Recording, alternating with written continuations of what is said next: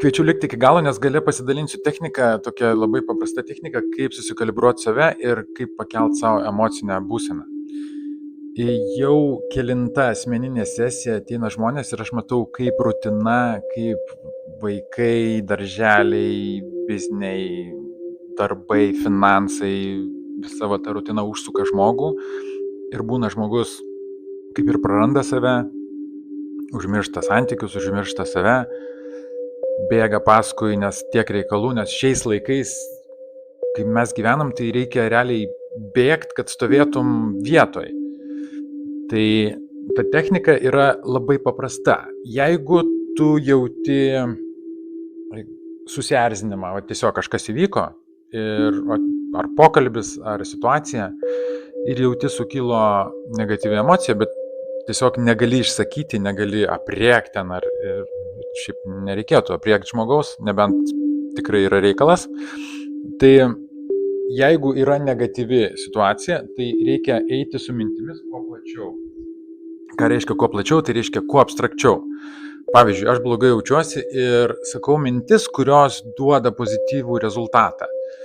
Tai reiškia, randu priežastį jaustis geriau negu dabar. Pavyzdžiui, aš kvėpuoju ir esu gyvas gyva. Tai tiesa? Taip, tai tiesa. Ar aš jaučiu pasipriešinimą? Ne, nes tai tiesiog yra. Ir ta mintis duoda pozityvų rezultatą, aš jaučiuosi truputėlį geriau. Aš galiu rinktis, ką valgysiu ir ką gersiu. Aš galiu nusipirkti bet kokio maisto, kokio noriu. Tai gera mintis, kuri duoda dar truputėlį tokį geresnį emocinį foną ir jinai yra tiesiog abstrakti. Aš turiu stogą virš galvos ir dėl to esu dėkingas.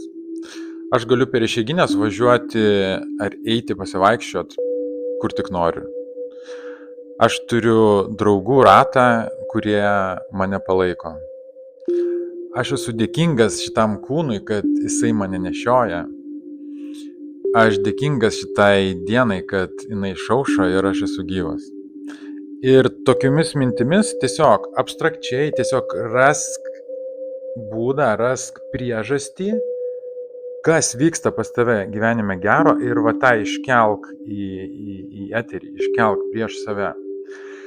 Ir kai esi geros būsenos, tada eik kuo daugiau sukoncentruotai.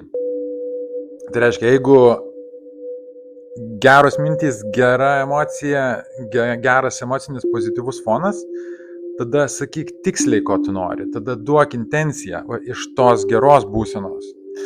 Nes nepaslaptis, jeigu esi konflikte, jeigu supykai ant ko, tai tu prisimeni viską, ką jisai ar jinai padarė. Kodėl?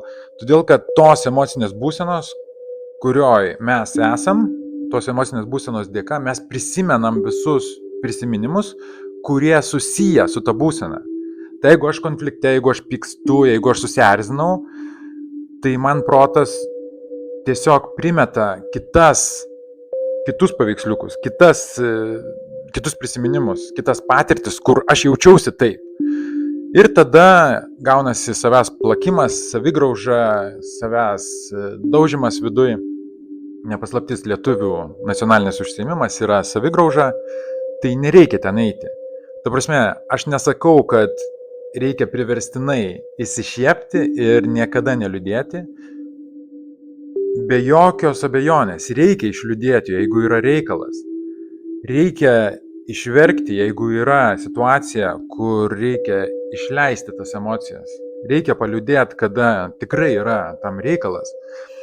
Bet kada eini tiesiog į darbą, ar tiesiog pokalbis įvyko, ar tiesiog susierzinai, ar tiesiog pradžia dienos ir tu susikalibruoji ir iš tokios pakylėtos būsenos. Nes iš kokios būsenos lengviau yra žiūrėti gyvenimą? Kada tu džiaugiesi, ar kada atrodo, kad viskas yra šalia?